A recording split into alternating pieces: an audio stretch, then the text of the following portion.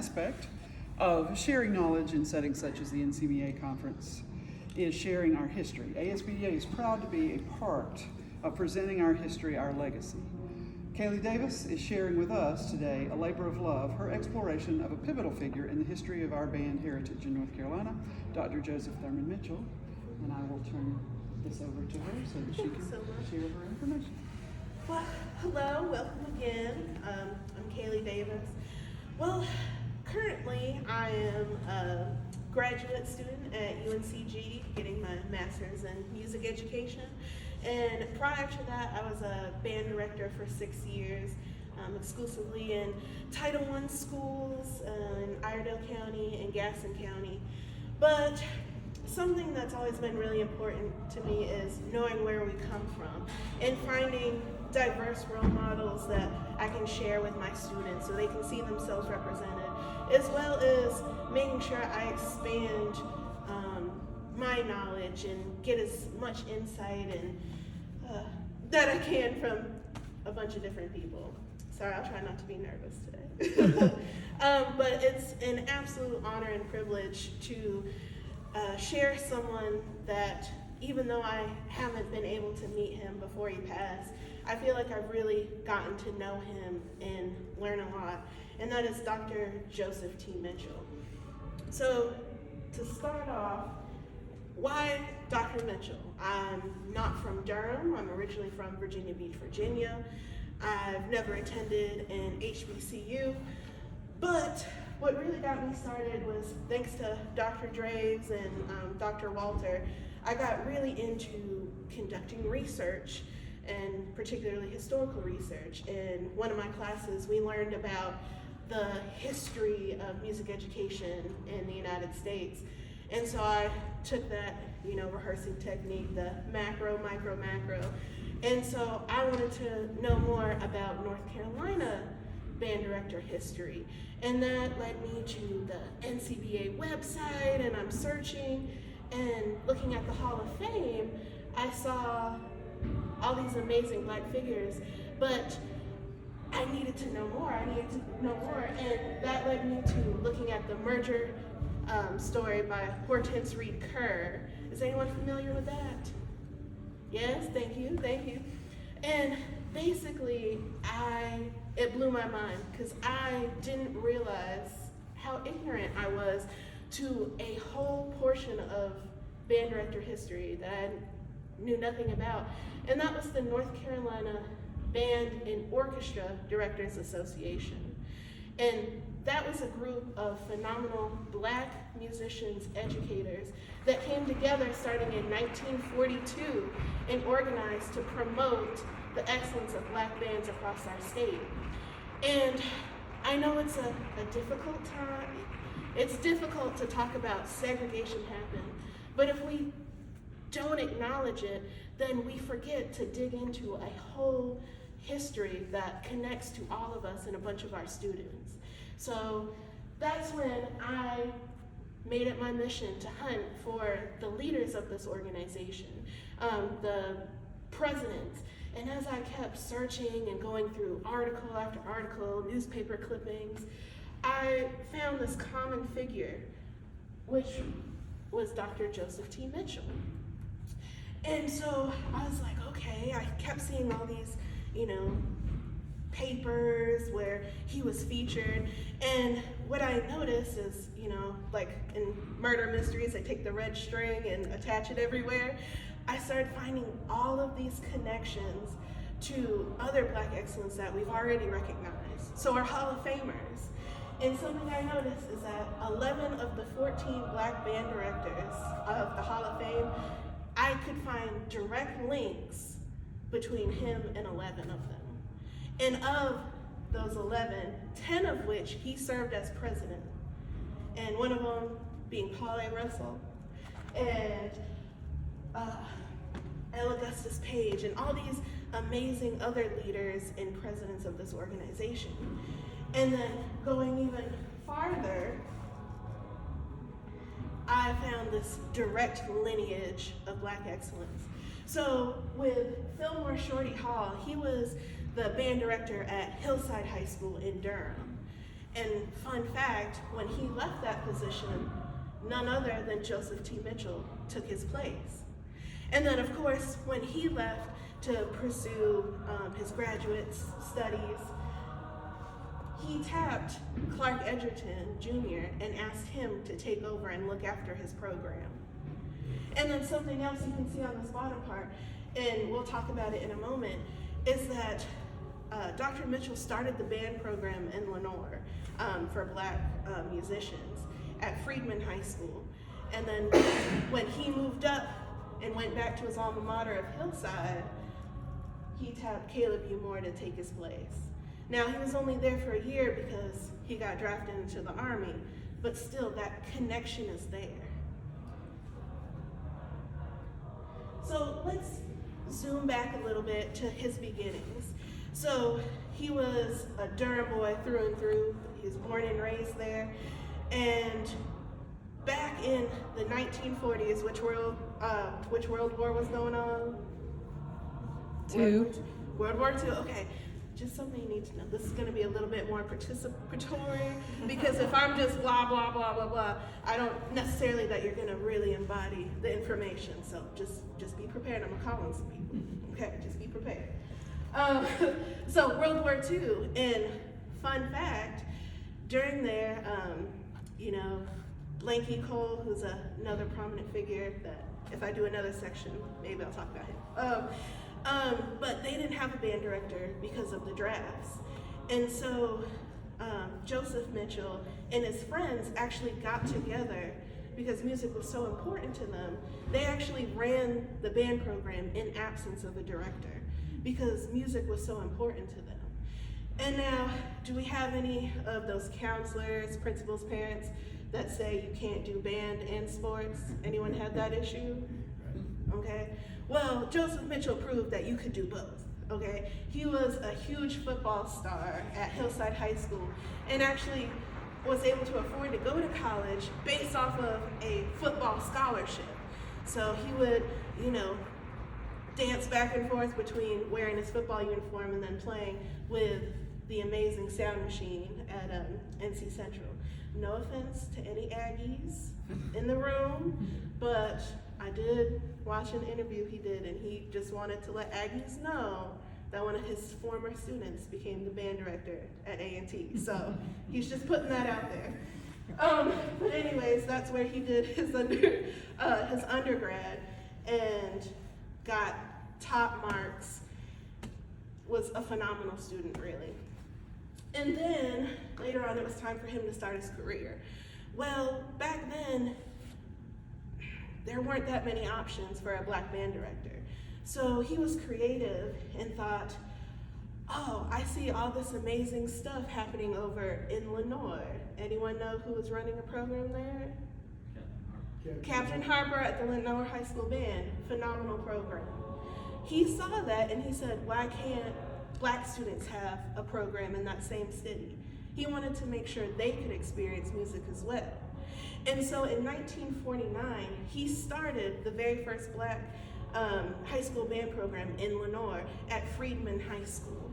And he was there up until 1956 and really built up that program. And I know after integration it changed names, but still, he set that foundation there. Which leads us to, he couldn't help it, he had to come back home to Hillside High School and take after Fillmore Shorty Hall. So in 1957, he went back to his alma mater and continued the history of excellence that was happening there. Something about when we think about the major players in the band world, that was Hillside High School for Black band directors and their association. In fact, they were known as one of the A-list bands, meaning, you know how we have grade 1 through grade 6 and now Masterworks? He was known as the A-list because the most difficult repertoire possible on the state list for the Black band directors was what he played, and he was known for that. I think there was maybe 3 other directors that would attempt that difficult of literature. And so, and one of his crowning achievements was in 1966 at their festival. He played Vaughan Williams's Folk Songs for Somerset and Tulsa by Gillis. Anyone familiar with those pieces? But if you're not, they are NC grade 6. And when I didn't know Tulsa. So when I looked it up on YouTube, the very first example recordings were by US military bands. So I was like, whew, okay. And then something that shows their level of performance is that they actually received a standing ovation by all of the judges and everyone in attendance. And so much so, and this was still before the merger and we were still segregated, but because of that history of superior after superior and excellence, he was invited to perform at the NCME's, you know what I'm talking about. You know, okay, I'll try not to sweat. But I want to make sure I get through everything. But he was actually invited to perform at modern day MPA and was a black band amongst all of his white colleagues. And still, the rumor is that it was particularly difficult judging that year, and they still performed an excellent on grade 5 literature. And you can see that little news clip right there. There's a lot of averages and good, so they were still up there. All right, so he couldn't just leave it at Hillside High School. He furthered himself and actually taught at North Carolina Central University. 3 separate times was he the band director. So for a brief hiatus between teaching high school, he was the band director because he was finishing up his graduate studies at Vandercook College, but then when his hometown was in need and they needed an interim director, because of his success, they asked him to come back to his alma mater and serve as a graduate assistant, but led the band program there. And so after that, he went to Hillside High School, but then they brought him right on back, and he actually served as band director for 4 years there, and really helped build up the Sound Machines program. And then later on, he left to pursue his graduate or his doctoral studies at UNCG, go Spartans.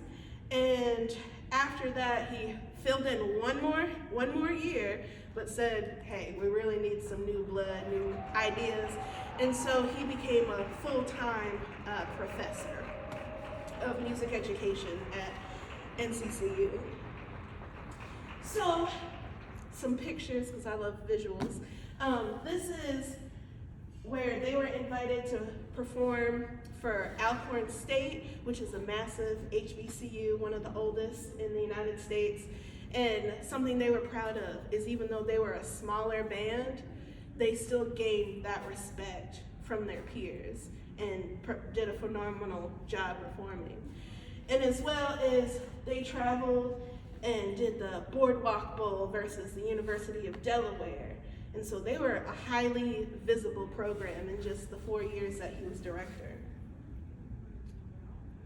And then moving on is another really cool thing is they actually performed for the Baltimore Colts, a black NFL team. And so that's them marching into the stadium. And in that middle picture, that's one of the formations they actually made. And it was so cool to think, to have all these NFL players watching them and be in that huge stadium. So those were another big honors that they had besides performing at Mardi Gras and being invited to every parade there was in Durham. So that leads me to, so what? Why is this important to know? And it's not just for his accomplishments, because that's in the past. But again, what stuck out to me is the lessons that we can learn from his legacy.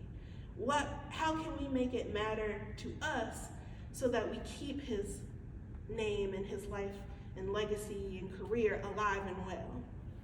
And so one of the main lessons that stuck out to me was, you have to love thy community.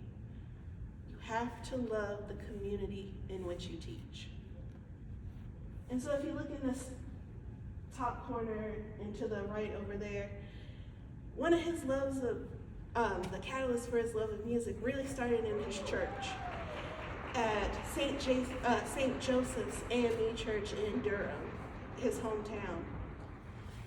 I don't know if he was named after it or not, so I'm not going to speculate. But he was choir director for a long time while he was in school and even after he retired. And you could see there, that's a picture of him giving a free organ lesson to one of his fellow parishioners, I guess you could say, to help prepare for a church concert. And then it wasn't just him being a musical figure in his church. He merged his high school program with the church activities. He brought the two together. And in this bottom, that's him leading the choir, but also if you looked at the full newspaper article, he gave performance opportunities to his students. So in this picture, I think it was for the Palm Sunday celebration, he invited a trumpet player to come and do a solo in front of the church. So providing community outreach and opportunities for his students. And then something there is his work at NCCU. And I put Oh Happy Day there. The clip didn't play in the beginning, my apologies. But is anyone familiar with the Edwin Hawkins singers? Oh Happy Day. I'm not gonna do that to you, I'm sorry. I didn't warm up. But that song was a huge inspiration to the Black community, and it really meant a lot to them because it took that genre of gospel and really popularized it in the United States, you know, in the top charts. And so what he did is he had a former student arrange it for the Sound Machine Marching Band. And that kind of became like their theme song. You could tell the Sound Machine was coming because Oh Happy Day would be playing. And so again, he took what was important to the community and brought it into the program. And also, something he did was he saw each and every one of his students as an individual, as a person, and wanted to make sure they felt special. And so he would do mini homecomings. He would pack up the Sound Machine and say he had students that came from Fuquay Verino. Did I say that right? Okay, thank you. I've been practicing. And he would load them all up, and they would do a concert or performance for the student's hometown. And he would feature the students from that hometown so that they felt special as well as could be recognized by their community. And I just think that's phenomenal. Going out to the different locations to say, hey, this is your student doing amazing things. So, again, I told you it was going to be participatory. All right, so in order to honor his legacy, I'm going to ask you some questions, and just so you know, there'll be more questions later on as well. But based off of loving thy community, why is it important to love the community in which we teach? And also, how do we show that love? What are some examples that you can share from your own program or your own experiences? Or this is a time to just brainstorm briefly. How can we do that and honor his legacy and honor our students? So I'm gonna ask you. So let's see. What about you? This is, see, and we can use this for posterity. It's recorded. So, No worries. I'd be happy to talk to it. So it's important to love the community because love's a relationship between your program and the community. And the way that we can support our community and show that love is by showing up to events that are special for the community, and providing music and other things that we can, do to enhance whatever that special event is and show that support. Being there. That's Yeah. yeah, that's good. The more community support you have for the students, the more you're gonna grow and the more they're gonna find love. And it's just absolutely vital to have that in your program. If you want your program to be more visible, like I know band directors don't like parades much, but you'll have 100 times more people see your band at a parade than you will any one of the concerts you do throughout the year. So being involved in parades in the community is a great way to get recognition for your program and build those relationships. It's not fun sometimes, but it's not. needed. Yeah. And of course, support goes both ways. So sooner or later, you're going to be needing support out of everybody in that village, in that community. So it goes both ways. And I think of the modern topics of culturally responsive teaching, getting to know the population that you work with. Does anyone teach in an area that they're not originally from? Sure. Yeah. I know that was me. Like I said, I'm from Virginia Beach, Virginia. And some of the best teachers I've had on how to be a better teacher were my students and learning from them. So again, you have to have that love, that investment to really grow a program. So thank you for sharing. Thank you for sharing. So that leads me to the next thing that I know, because I feel it's important to read and see his words. So this is a message he sent out to students when he was North Carolina Band and Orchestra Directors President in 1963. So this was right before, modern day MPA, the students were gonna go perform, and he wanted to make sure students heard this message. So I'm gonna read it out to you, and so you can think, what do you think Dr. Mitchell valued the most when it came to concerts and festival and things like that? So he said, "We hope as we come once again to our state festival that we will derive the greatest possible benefits from it. We can only do this if we adopt a proper attitude toward our participation. We should participate not for a grade alone, but to seek ways of improving ourselves musically. It would be false and unwise to say that we are not interested in making as high a score as possible, for this is the best way we know to evaluate or measure our progress. However, just as in all of our schoolwork, we should not become so concerned with grades that we lose sight on the real thing, which is the learning itself. We should be just as interested in the adjudicator's comments as we are in their grades, and we should use these comments as a basis for further improvement in our work. The bands and orchestras which benefit the most from the festival are those whose members participate not just for a grade, but equally as much for the improvement which results from the effort expended." What about that stands out the most to you? Doing it for the right reason. Doing it for the right reason. Self-improvement continuous. Yeah. Self-improvement, not just checking a box. How many of us have been guilty of being extremely stressed out right before a contest? Okay, don't let it just be me. I know, be honest. And we get so caught up in getting that grade that I'll tell a personal story in that it was my last year teaching at Greer Middle School, and I was stressing because the very first time I went to a festival, we didn't do so great. We freaked out. It was our first time ever going on this huge stage. It was new, it was weird. And so at that point, I knew I was gonna go pursue my graduate degree the following year. And it was like, we have to do well. And I just got so focused on that grade, I stopped teaching. And then I didn't like that monster I was becoming, you know? And so I emailed Tracy Humphreys and I was like, you know, I don't think we should go for a rating. I think we should go for comments. And she said, okay.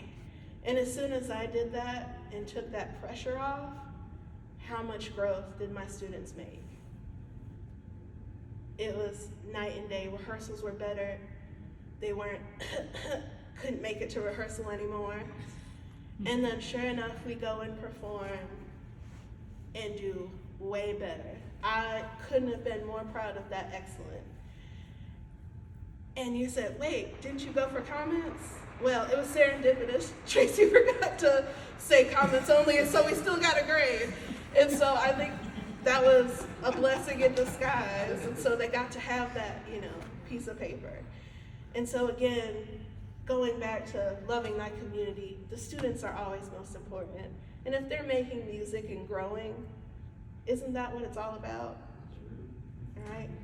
So we shouldn't stress so much. Was this festival, was this the state thing at Ashboro back then? Was that the? What the black band directors would do is they had, because again, segregation, Right. bad, they had their own separate event. It was almost identically run. They would bring in judges from everywhere to come listen to the bands, but the only difference was that it was all black bands performing. And they would bounce around the different HBCUs, or when it got really big, they would have like sections. So the primary places that it was held was at North Carolina Central and A&T. Those were the two biggest ones. There were, I can't leave out Winston-Salem State. They also held it there as well. But good question, good So question. that Ashford The one that she showed earlier, that they were the only black band that was there, Right. that was the state contest at Yeah. Ashboro. That Yeah. was the state concept. Yeah, and then, gosh, it went to Districts. Morganton and, you know, the state contests moved around. But after 1967, Hillside's name would be on all of those programs. So if you go to the NCBA website, you know where they have all the past MPA ratings. If you go back to the 60s, 70s, you'll see when Clark Edgerton Jr. took over. So you'll see Hillside High School in there. So it wasn't a one-off thing. Yeah. And the next thing is, again, as president, he was very active, and that leads me to my second huge takeaway is we have to share what we know. We have to share our knowledge, our experiences with others to grow. And so at the band director's clinic, so think mini NCMEA just for band, like I know we've done some symposiums and things like that. Well, what he did was led professional development opportunities. So when these band directors from across the state were feeling isolated, not every city had a black band program, they could all converge and come together and get the latest tips, tricks, and knowledge. And so because of his graduate studies, he would share the latest in instrumental techniques of how to teach, you know, clarinet tuning, or my trumpet sounds weird, you know, it's really fuzzy. So he would do that and would lead his peers. And then again, you know, practicing what he preached. Up there, he brought in Norfolk, no, not Norfolk State, sorry, wrong, I was about to say HBCU. He brought in NC State's band director to help coach students on how to understand scores and ratings. And that's him in that top corner standing up, you know, going over the tabulations. But he was also a firm believer you didn't have to be recognized as president or committee chair of this to still share what he knew.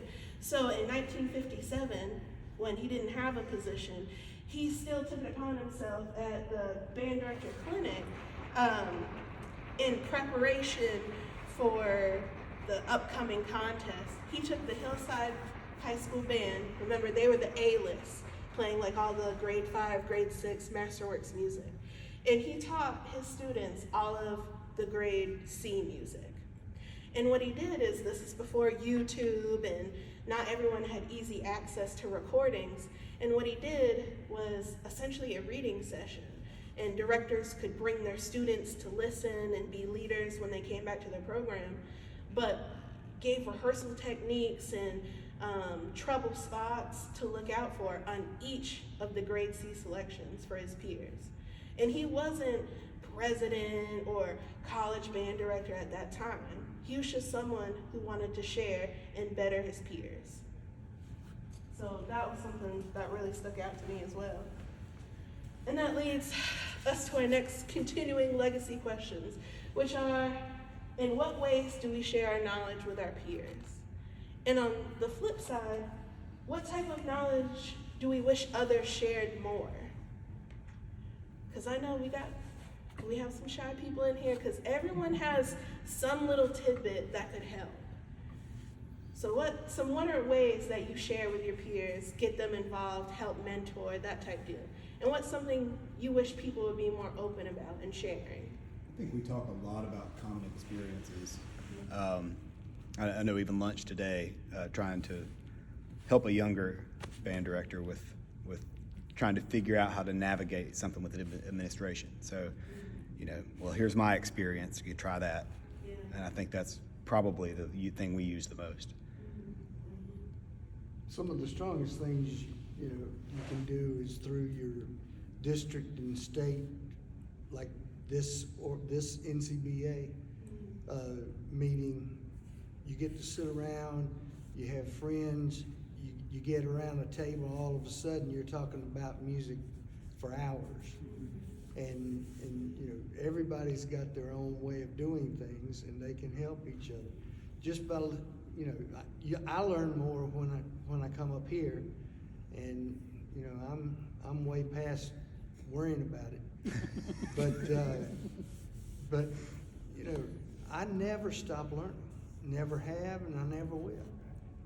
So I listen to what people say.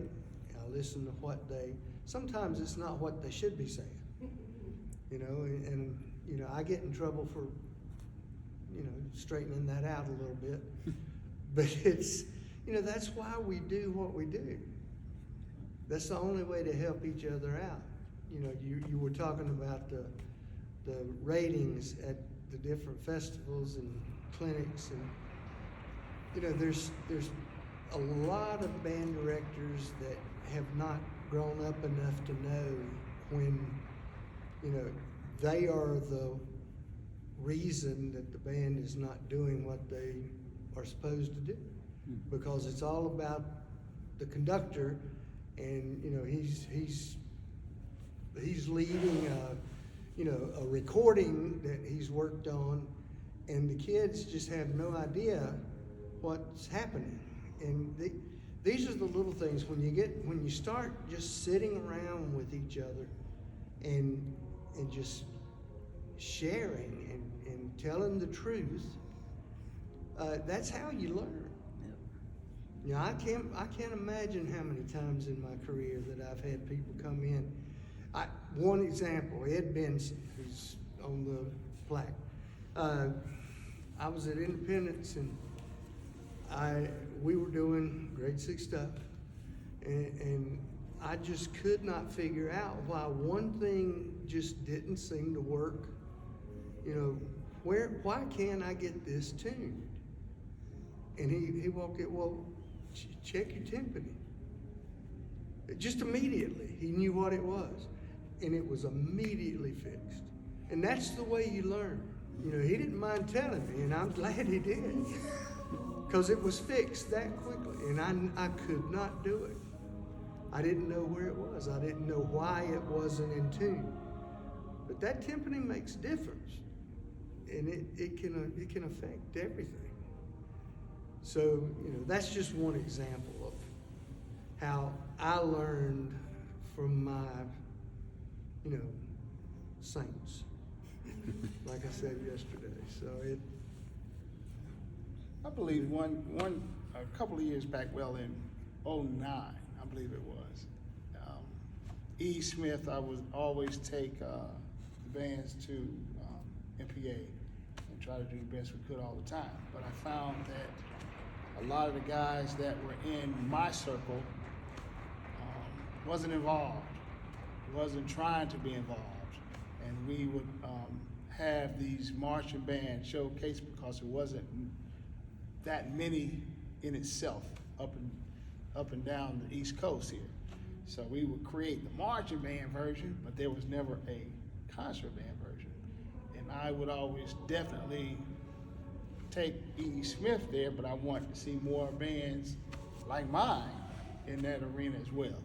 So they had the troubles of creating musicians that could actually stand that pressure and learn some of the music required to be there. So what I did, I ended up creating a non-abrasive version of MPA.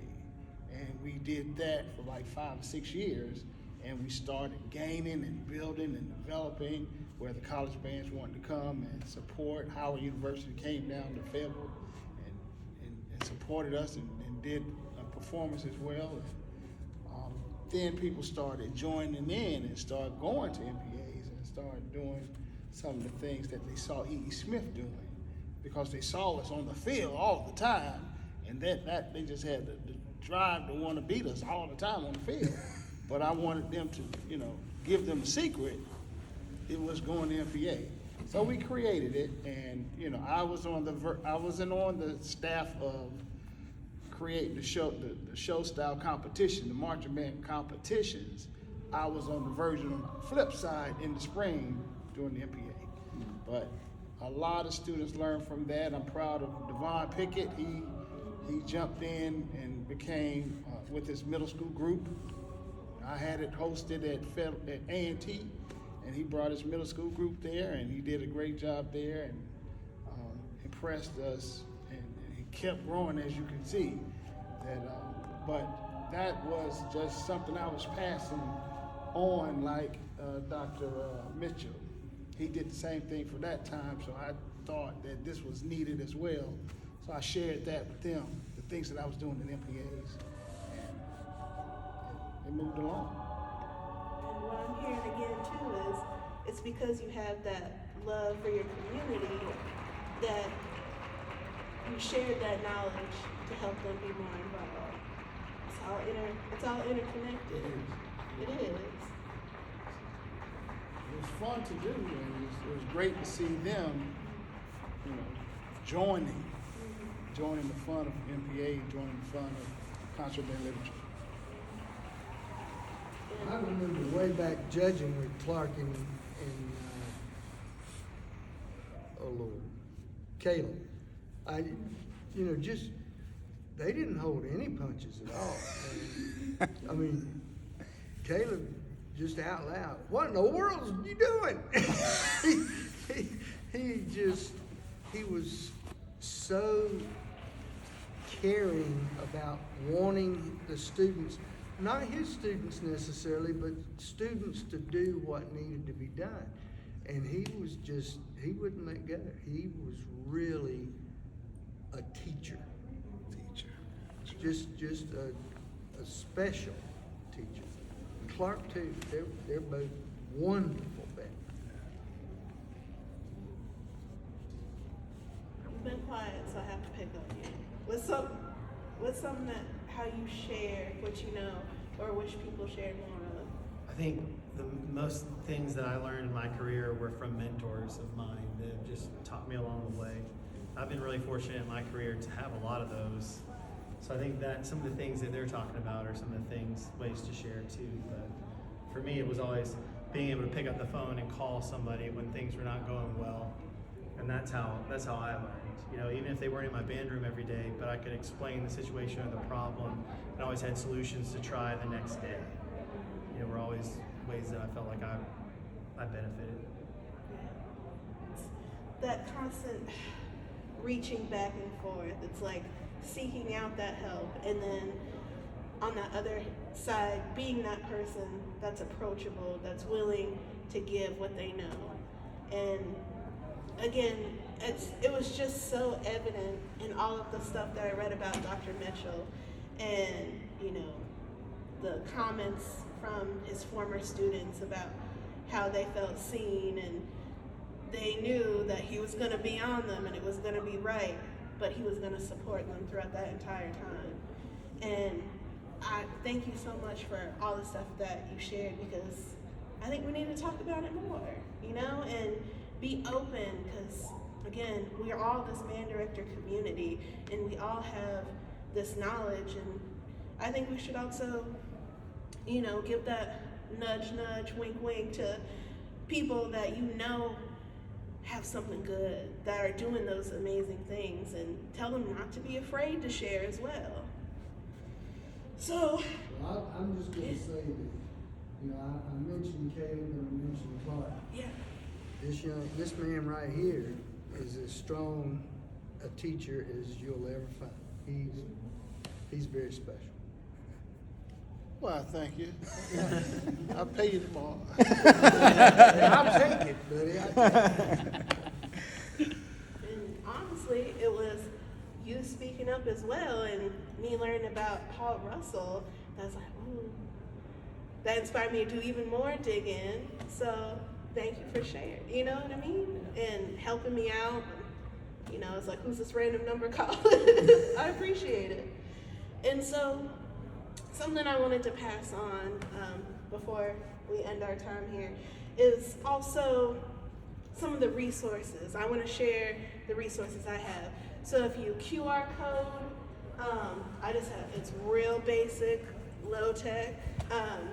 It's just a list of things that I use to find and hunt for some information, because looking at the NCBA website, there's nothing on there about the other association's presidents or their history.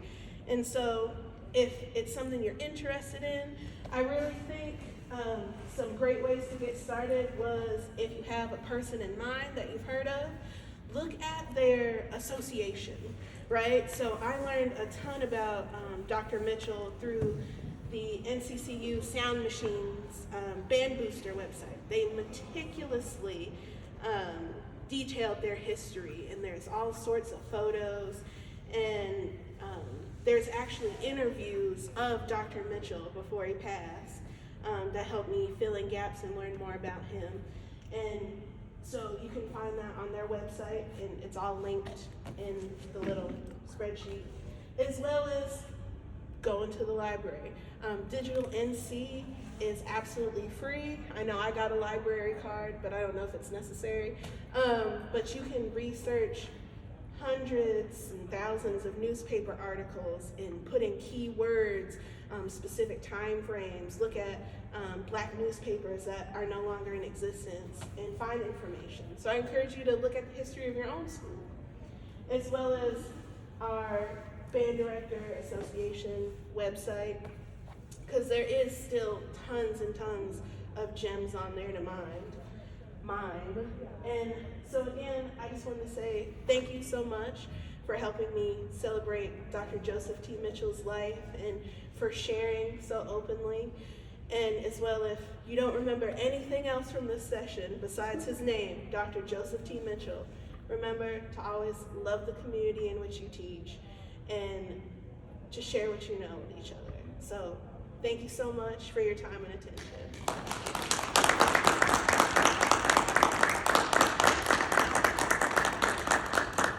Caleigh, the North Carolina Music Educators Association extends appreciation to you for presenting the ASBDA Legacy Series at the 2023 Professional Development Conference. Thank you so much. Thank you. Appreciate it. Well, yeah, I'll be here all week. If you have questions or want to collaborate. But thank you again. Thank y'all for coming. Yeah, Appreciate it. absolutely.